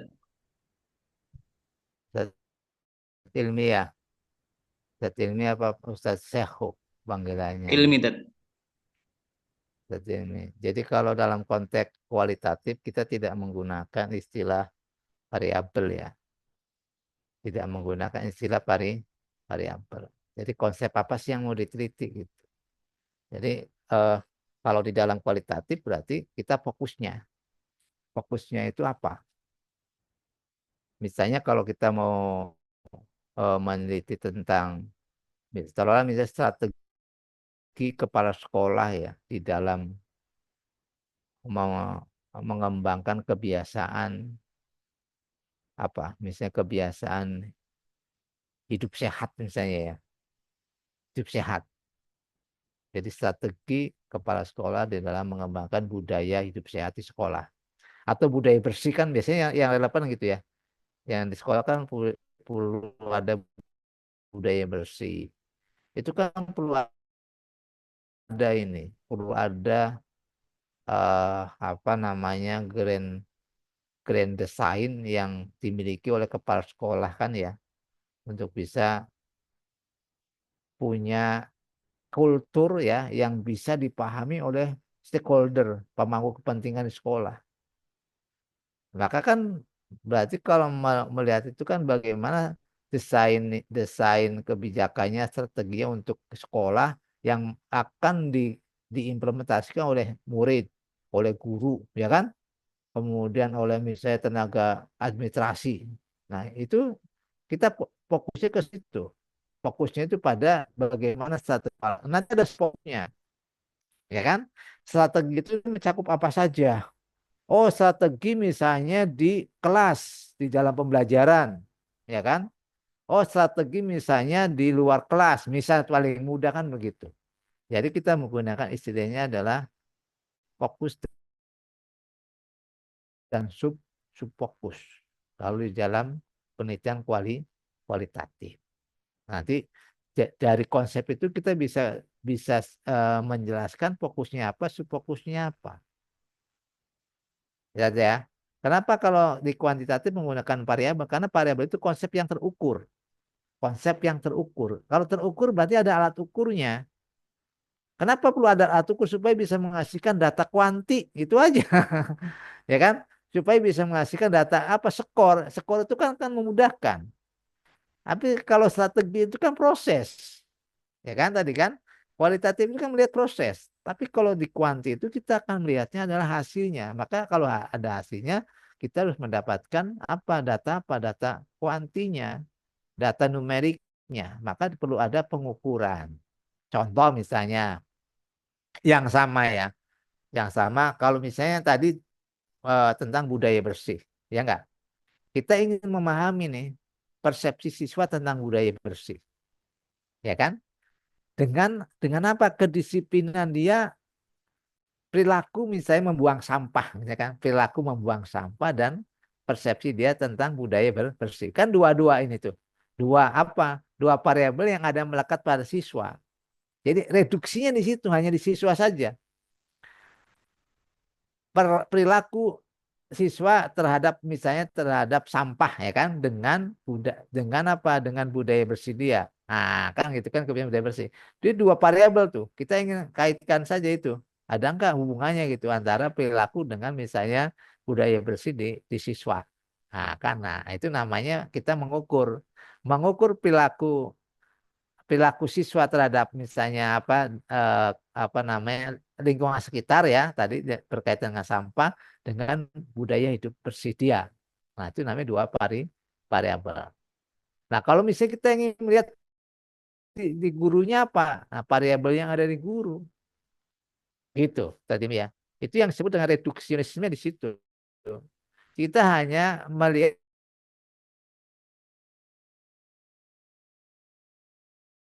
kan berarti mengurangi, ya kan? Seorang guru diambil bagian dari variabelnya. Apa misalnya terkait dengan apa kalau bicara budaya bersih di kalangan guru? Kan begitu kan? Oh, kesadaran misalnya kan. Kesadaran dalam menanamkan misalnya kan kepada siswa terkait dengan budaya bersih ya kan, dengan tanggung jawab misalnya kan, tanggung jawab dia sebagai pendidikan. Kan bisa buat kita kaitkan tuh. Kita bisa kaitkan dianalisis dengan misalnya penelitian kuantitatif. Nah, jadi saya tegaskan dalam konteks kuantitatif, mengapa pakai variabel? Karena kebutuhan kita adalah bisa mengukur konsep itu. Variabel itu konsep yang dapat diukur. Ya. Belum tentu konsep itu dapat diukur. Kalau tidak dapat diukur ya berarti kita tidak akan bisa mengambil data. Jadi pertanyaannya adalah kalau misalnya ini konsep ini dapat diukur tidak nih? Kalau dapat diukur berarti kita sebut dengan variabel. Artinya apa? Ada dimensinya, ada indikatornya, ada alat ukurnya. Itu. Tinggi badan yang disebut dengan misalnya dia apa namanya kategorinya tinggi, apa ukurannya tadi? Oh, dia pendek, apa ukurannya? Berarti 160. Standar, ya enggak? Standar ini lah yang digunakan. Oh, 160 buat orang Indonesia, coba buat orang ini Eropa, pendek kan gitu kan? Ya. Nah, jadi standar ini ya standar apa namanya kuantitatifnya. Nah, disitulah pentingnya ya kan kalau memahami kuantitatif atau metode kuantitatif berarti kita harus bisa melihat secara apa namanya kuantitas gitu. Maka menggunakan istilah variabel. Variabel itu hanya sebagian sifat, ingat, sebagian sifat yang melekat pada siswa. Jadi kalau misalnya variabel jenis kelamin, pasti jenis kelamin itu melekat pada siapa? Ada kepada siswa, kepada guru ya kan? Motivasi belajar, di mana motivasi belajar melekatnya? Guru juga harus. Guru itu kan tuntut belajar sepanjang hayat guru. Konsep sekarang itu kan guru harus punya apa namanya karakter belajar sepanjang hayat. Maka kenapa perlu misalnya melakukan riset tindakan? Itu bagian dari pembelajaran. Guru itu harus profesional, bentuk profesionalitasnya adalah apa? Melakukan riset tindakan pembelajaran sepanjang hayat. Konsepnya itu continuous learning. Kalau menggunakan ya karakter guru-guru apa? Guru-guru profesional, guru-guru yang punya yang adaptif. Itu di situ loh. Ciri khasnya itu. Dia harus melakukan riset, ya kan? Kemudian dia harus terus-menerus belajar. Nah, begitulah ya set ilmi ya untuk bisa memahami kuanti dan kuali gitu. Saya kembalikan mau ini ya. lagi. Pertemuan kemarin kan mungkin pembahasan kualitas ya terkait antum mengatakan bahwa tesis itu harus lebih luas lah manfaatnya. Bisa dia di level kecamatan lagi gitu. Makanya ini kan terkait kuanti ya. Jujur kalau anak pribadi sebenarnya untuk tesis ya insya Allah udah ada gitu tadi. Cuman problemnya itu kan anak pengen meneliti di jenjang SMA. Nah, di tempat anak sekarang domisili anak Taman Sari itu yang negeri ya, yang negeri itu cuma satu. Jadi apakah bisa meneliti tesis di satu tempat gitu? Diperluas saja, jangan hanya aja negeri tapi swasta. Populasi ditambah kalau menggunakan kuanti kan ada populasi ukurannya. Kalau kuanti ukurannya populasi, jumlah populasi. Tapi kalau menggunakan kuali kedalaman kajian, bedanya itu. Jadi kalau kuanti ukurannya kan ukuran populasinya. Tapi juga ada populasi yang kecil. Apa misalnya yang terlilit pinjol. Ya enggak? Ya Ya. kan? Yang terlilit pinjol. Ya, kan kecil misalnya kan. Apalagi yang kecil misalnya yang tidak diketahui misalnya kan pengguna narkoba kan nggak diketahui kan maka pakai apa snowball itu dari kecil besar besar besar tapi kita kan ini tidak bisa memprediksi berapa populasinya ya kan snowball kan dari kecil snowball kan bola salju jadi kita kalau menggunakan mau meneliti jadi tergantung kepada siapa populasinya kalau populasi kita gelap ya kan gelap ya. Artinya kita tidak tahu populasinya berapa nih. Siapa yang gelap? Pemain ini. Mafia itu kan gelap. Mafia itu gelap. Misalnya mafia pangan. Ya enggak? Mafia pangan itu gelap tuh. Maka kita menggunakan snowball. Tapi kalau kita jelas, misalnya gini. Guru kan jelas. Guru jelas ya tadi ya. Delmi. Iya betul. Karena kan guru kan dia tercatat. Ya. Dia ngajar di mana, dapodiknya ada kan tercatat. Kalau siapa populasinya guru? Guru di mana? Taman Sari ada berapa guru? Ya kan? Mau yang mana? Yang swasta negeri, yang PNS, ASN, yang P3K, yang honorer, semuanya bisa di ini. Bisa kita identifikasi. Siswa juga jelas. Berapa siswa? Misalnya kelas SMA. Kelas berapa? Kelas 9, ya kan? Kelas 9. Kelas 11, ya kan misalnya kan? Ya. SMA di mana? Taman Sari. Nah, SMA itu kan berarti negeri dan swasta. Oh, saya ngambil yang negeri saja. Berapa yang negeri? Nah, kan begitu kan? Oh, cuma satu. Geser aja tambah lagi kalau perlu. Kecamatan yang lain. Nah, gitu. Logikanya kan begitu. Itu kalau menggunakan kuantitatif. Jadi kuantitatif kejelasan jumlah populasi. Karena apa? Riset kuantitatif itu kan bisa menggunakan sampling. Teknik sampling ya bisa teknik sampling bisa pakai populasi kapan pakai populasi kalau sedikit lah berarti kan penelitian populasi riset sampling berarti menggunakan sebagian dari populasi kenapa pakai sampling karena jumlah populasinya besar ya kan yang tidak mampu kita ambil semua tapi kalau samplingnya hanya 100 pakai aja semuanya kenapa pakai sampel ya kan misalnya ada 100 nih anak jalanan, udah jadikan apa namanya semua sebagai yang diriset kan gitu. Nah itu kalau kita menggunakan istilah kuantitatif. Jadi dalam kuantitatif itu populasi kecil tadi ya. Ini populasi kecil itu 100. Itu populasi kecil. Kalau anak skripsi ya anak S1 ya 30 kan misalnya masa magister pakainya 30. Ya kan ya, pakai 30 kalau memang apa susah kan susah ininya susah apa populasi tapi kalau populasinya guru populasinya ustadz populasinya pesantren itu gampang itu kan gitu jadi kita lihat-lihat dulu ya kan siapa yang akan kita riset ya kan itu kan siapa yang akan kita riset kalau dunia pendidikan paling mudah lah dunia pendidikan tapi kalau penelitian misalnya di luar persepsi politik masyarakat kan agak ini pertimbangan apa namanya mengambil datanya itu harus hati-hati misalnya sikap masyarakat terhadap isu ijazah palsu Jokowi misalnya bagus kan gitu kan hubungan latar belakang pendidikan masyarakat dengan sikapnya terhadap apa namanya kepercayaan ijazah Jokowi palsu atau tidak palsu. Bagus itu kan. Gitu tadi ya. Jadi kalau kuanti maka hitung dulu populasi. Gitu. Enggak. Baik, terima kasih teman-teman. Silakan. Ana Ustaz. Ya, silakan. Ya, bismillah Ustaz, mohon maaf sebelumnya memang walaupun kita sudah selesai S1 ya, metodologi penelitian ini memang lumayan kadang-kadang anak pribadi memang masih jauh dari kata paham begitu Ustaz. Anak pengen bertanya Ustaz tentang teori Hegel ya, yang dialektik itu yang tesis, antitesis dan sintesis itu.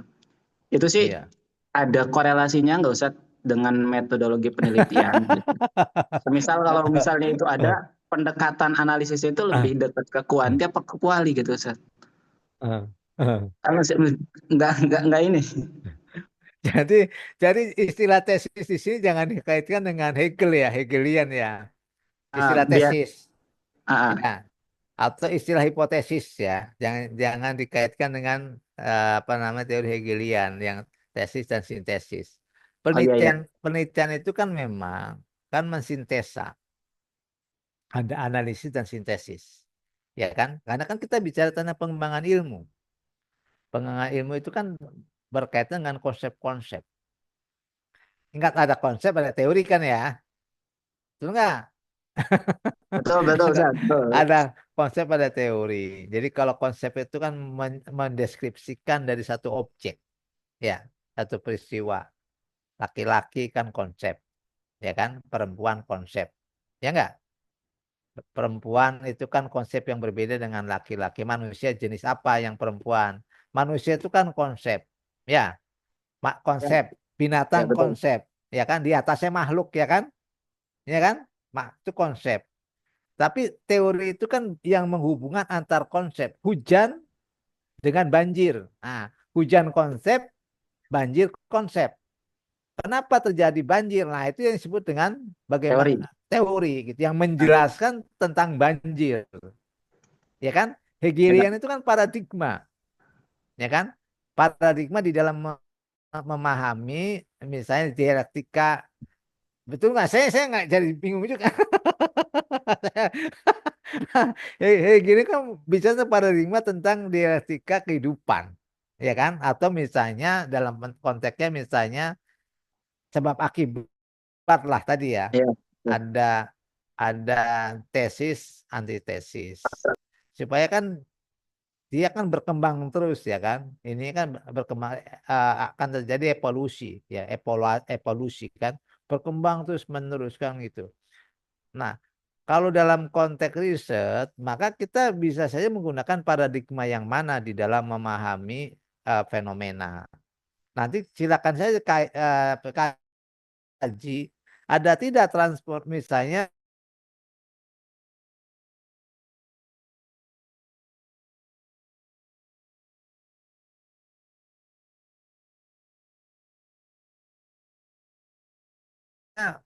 dalam konteks paradigmanya. Tapi yang dimaksud dengan hipotesis di sini adalah sepadan dengan aksioma, ya. Aksioma, kemudian apalagi ada istilahnya yang berkaitan dengan kegiatan ilmiah.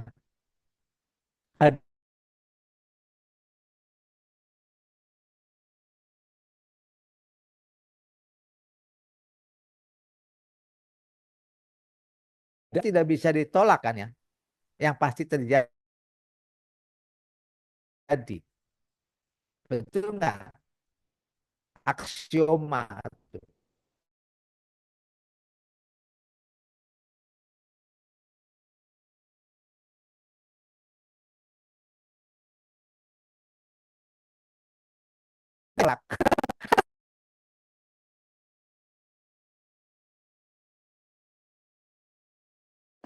Pastian, ya nggak?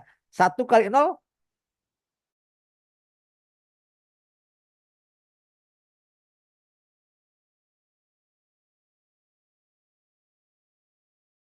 berapa tadi?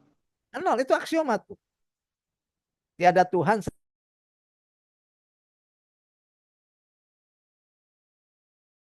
selain Allah, aksioma bukan. Nah itu.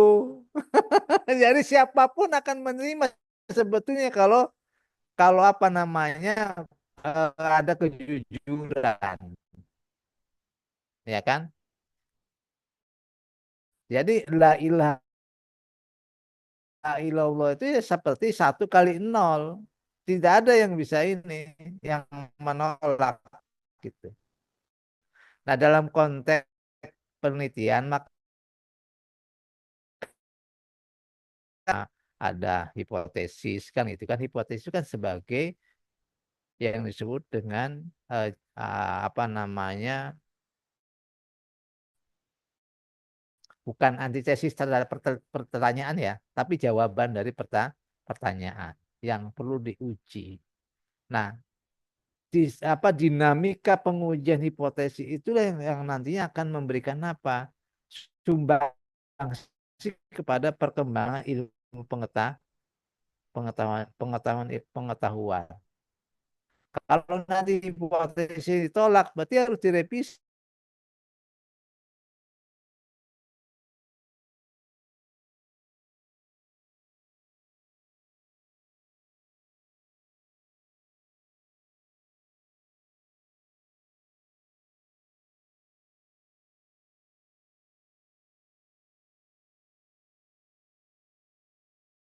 Yang menjadi masalah teorinya kah atau datanya? Kalau teorinya sudah mapan, misalnya teori gini, Maslow, menurut teori Maslow, Rahmat, pernah belajar Maslow enggak? Pernah belajar Maslow enggak? Maslow. Yang Abraham Maslow, Pak Ibrahim Maslow ya? Abraham lah itu, Abraham Maslow. Itu tentang, Ana nggak terlalu ini ya. Memang pernah dengar aja gitu. Nah, ini saya tanya, kita sudah punya istri kan? Belum. Nah, saya tanya, kalau mau nikah apa? Yang mau mendorong mau nikah? Apa ya? Saya tanya itu ke Ustadz Rizal dulu yang pantas Iya, ya. Ustadz Rizal dulu. Rizal. Rizal, mana? Apa yang mendorong Ustadz menikahi istri yang sekarang?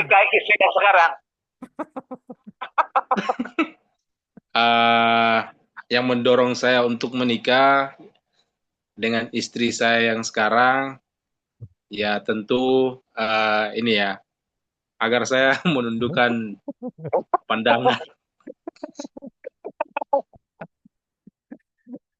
Coba yang bisa menggunakan teori Maslow apa coba? Silakan yang mau membahas pernikahan dengan teori Maslow. Nah, ada nggak? Maslow, Ana belum paham Pak Maslow. Jadi kalau ditanya itu ya, ketika ada acara walimatul urus namanya tadi ya. Misalnya Ustadz Rizal nikah, kemudian Ustadz Rahmat kan misalnya jadi ini tuh pemberi nasihat ya, nasihat pernikahan.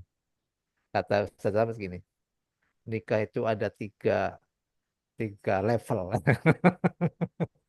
tiga level niat kan gitu. Yang pertama yang paling rendah apa Tad? Yang pertama yang paling rendah apa? Itu Maslow tuh. Iya, berhierarki berarti ya masuknya. Iya, hierarki. Apa yang pertama? Pernikahan Ustadz Rizal dengan istrinya yang pertama. Mungkin Kebanyakan orang. Bisa soleha. Enggak, bukan. Kebanyakan orang kawin itu. Biologis dan kepenuhan iya, biologis. Iyalah. Anda masih kecil kan?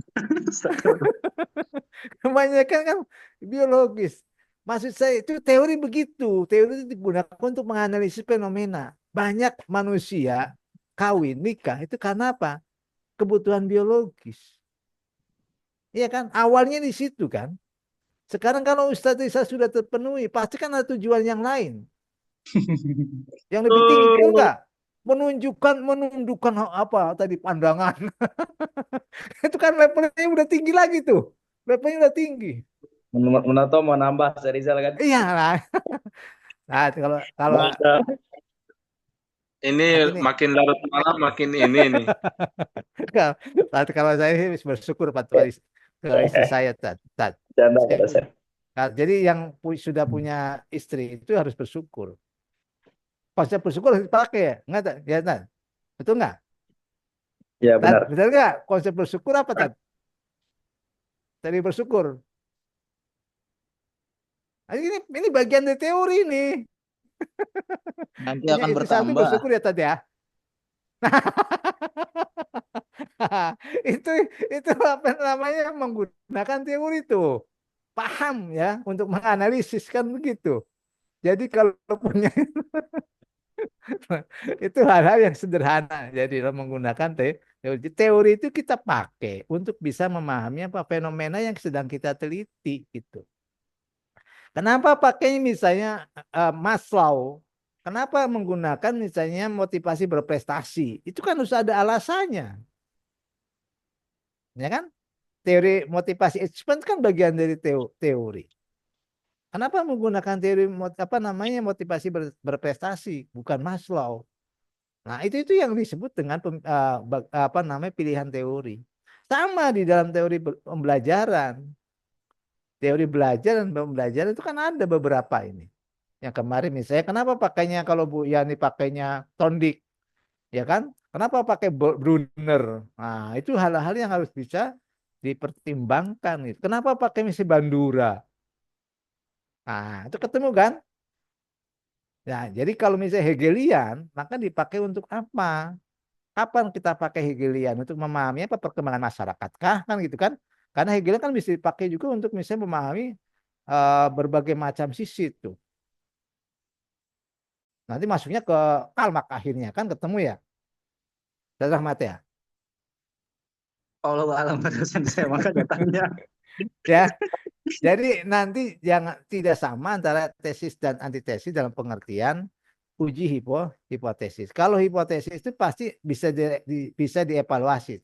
Sekalipun ditolak, ada evaluasi terhadap apa? Terhadap metodologinya. Oh, ada kesalahan sampling. Oh, ada kesalahan pengambilan data. Jangan mempersalahkan teorinya, tapi yang biasanya yang disalahkan empirisnya. Empirisnya apa? Datanya bagaimana diambil? Siapa populasinya? Nah, bisa saya ketidaksepatan populasi. Oh, 99% misalnya rakyat Indonesia percaya kalau ijazah Jokowi asli. Nah, pertanyaannya di mana? Pertanyaannya apa? 99% rakyat Indonesia percaya ijazah Jokowi asli. Pertanyaan kita apa? Datanya. Siapa yang memberikan ini, memberikan pendapat, ya kan? Samplingnya siapa? Kan begitu. Itu kalau kita mau melihat apa pengujian hipotesis ya. Jadi data itu harus kita pertanyakan, bukan teorinya gitu. Jadi kesalahannya bisa saja pada teknik pengambilan datanya, teknik samplingnya, kemudian juga ada salah analisis bahkan. Nah, itu dalam konteks pengujian hipotesis, Ustaz Rahmat.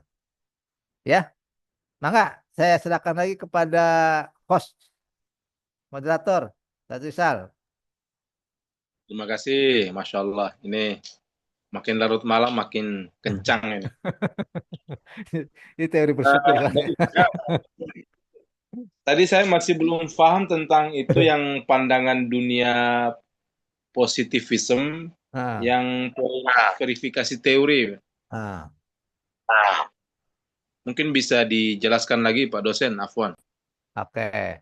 Jadi memang di dalam penelitian kuantitatif itu ada yang disebut dengan logiko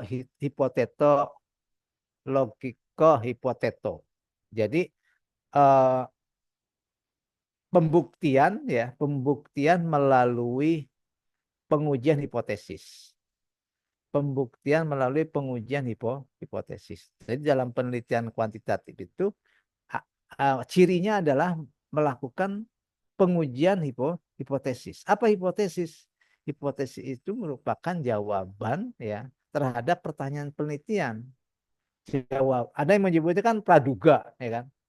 Praduga itu kan ya namanya praduga berarti belum ini.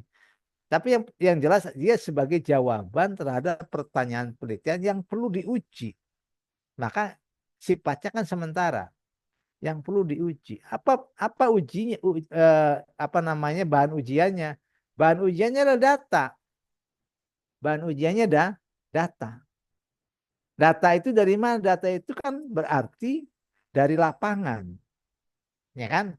Data itu dari lapangan. Hipotesis itu dibangun hipotesis itu dibangun atau dirumuskan itu berdasarkan teori. Berdasarkan teori. Tadi misalnya ya, kalau kita misalnya mau menganalisis ya tentang hubungan antara perceraian misalnya ya. Frekuensi angka perceraian dengan misalnya biasanya kan ini ya lebih ketatnya apa? Ekonomi ya tadi ya, faktor ekonomi ya. Betul nggak? Ya, kalau Ekonomi atau misalnya KDRT, misalnya tuh ya, faktor-faktornya tuh. Nah, coba kita kaji tingkat perceraian dengan misalnya kedewasaan. Kalau misalnya kedewasaan pasangan misalnya kan gitu kan, atau misalnya kepahaman agama misalnya kan, kalau kita punya pandangan yang lain kan, selama ini kenapa sih perceraian kok tinggi? Oh karena faktor ekonomi, oh karena KDRT, oh karena sekian. Ada nggak sih cara pandang yang lain melihat peristiwa perceraian di masyarakat gitu? Oh karena mungkin apa namanya pengaruh penggunaan misalnya media sosial misal itu kan gitu kan. Oh karena pengaruh lingkungan kerja. Nah itu kan punya pandangan yang berbeda terkait dengan peristiwa perceraian. Jadi kita bisa menguji, kalau kita punya dasar teoritiknya kan berarti kita menguji oh ternyata apa namanya perceraian itu bukan semata-mata karena faktor ekonomi misal tuh. Pertama bisa saya ada lagi misalnya analisis ternyata itu berkaitan dengan taruhlah bahasanya kan ya, kematangan misalnya kan, kematangan psikologis. Nah, misalnya kan begitu kan, berdasarkan teori psikologi, menggunakan teori psikologi. Maka kita bisa membangun hipotesis ya.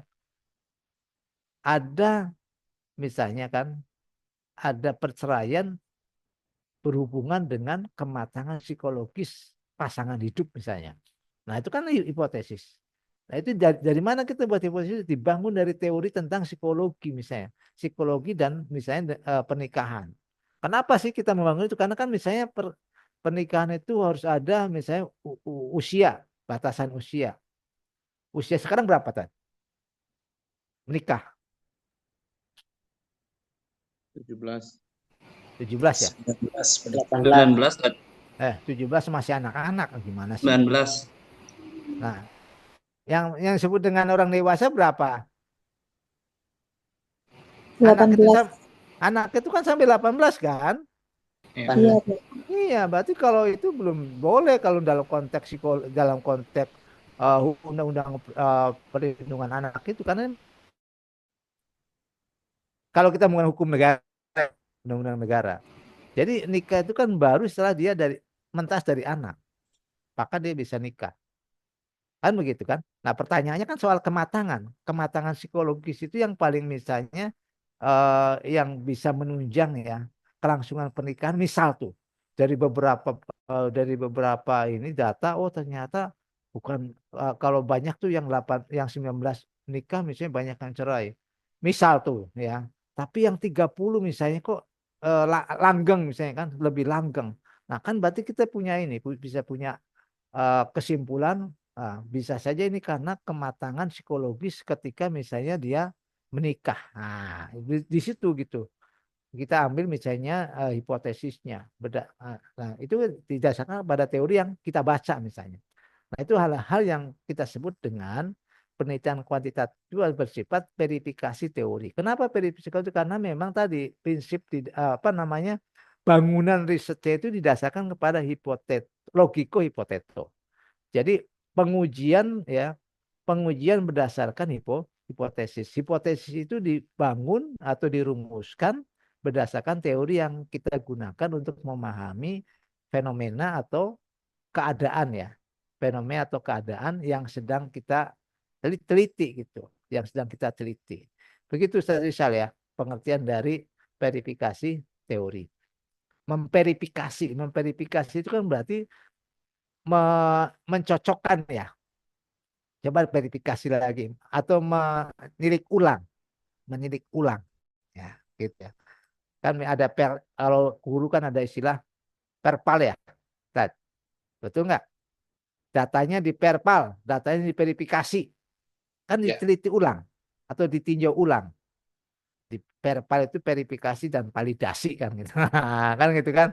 Validasi kan ini kan diyakinkan, disahkan ya. Itu kan perpal namanya kan kalau dalam konteks dokumentasi ya, arsip-arsip. Kalau kita bisa mengajukan apa? Mengajukan hibah, bantuan atau apapun kan. Kalau misalnya siswa di perpal tuh datanya supaya apa? Supaya memang diakui kan gitu kan. Oh, belum di perpal. Nah, berarti datanya masih belum di ini. Belum masuk kan begitu. Itu kira-kira Rizal ya terkait dengan Baik, terima kasih Pak ciri dosen. dari Ya, verifikasi jelas daurah. sekali. Siap. Terima kasih. Ini waktu sudah menunjukkan 21.57 Pak dosen. Untuk pertanyaan mungkin cukup dari saya terakhir. Dan untuk teman-teman yang mau bertanya, mungkin nanti bisa bertanya pada pertemuan selanjutnya. Disiapkan saja pertanyaan untuk materi hari ini. Untuk 2 menit terakhir ini, Pak dosen, closing statement. Baik, terima kasih. Moga-moga malam ini semuanya diberikan kesehatan. Saya hanya berharap ya, apa yang saya sampaikan tadi terkait dengan fenomena perkembangan dunia pendidikan, ya baik itu di lingkungan Dikdasmen atau juga Kemenak maupun Kemensres itu menjadi bahan untuk kita cermati di dalam penelitian. Membaca buku ya supaya kita mengetahui ya kan. Kalau tadi misalnya bahasanya Ustaz Rahmat kan sudah pernah meneliti tapi tidak paham-paham. Memang apa namanya perlu dibaca lagi ya, perlu dibaca lagi tentang buku-buku tentang riset karena itulah sebetulnya yang bisa menjadi apa namanya panutan ya atau juga landasan kita untuk melakukan sesuatu. Amal tanpa ilmu kata orang bijak. Ya, apa tadi? Amal itu perlu ilmu ya, atau ilmu itu adalah imam dari amal. Maka membaca itu hal yang harus kita lakukan supaya bisa kita menambah ilmu kita. Terima kasih, saya kembalikan kepada Ustadz Rizal.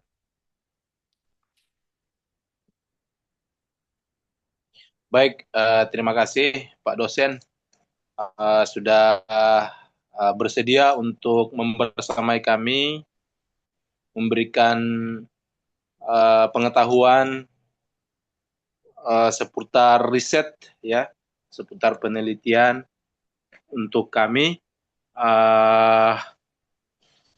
Mudah-mudahan apa yang telah disampaikan kepada kami semua bermanfaat dan terus kami berusaha untuk menggali lebih dalam lagi tentang ilmu pengetahuan ini karena sangat banyak dan sangat luas dan tentu masih banyak kekurangan. Dan untuk teman-teman semua, mohon maaf karena waktu sudah pukul 22.00.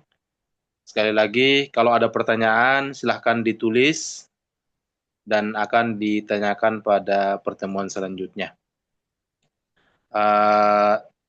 Terima kasih kami ucapkan pada Pak dosen, Pak Dr. Hasan Bisri, hafizahullah. Semoga Allah menjaga antum Pak, selalu sehat walafiat bersama keluarga. Jazakumullah khair atas nasihat kepada kami semua dan mudah-mudahan tidak bosan Pak untuk selalu bersama kami dalam perkuliahan ini.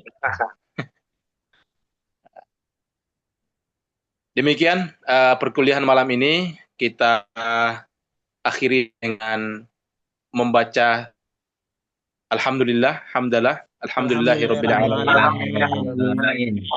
Dan kita tutup dengan doa kafaratul majlis.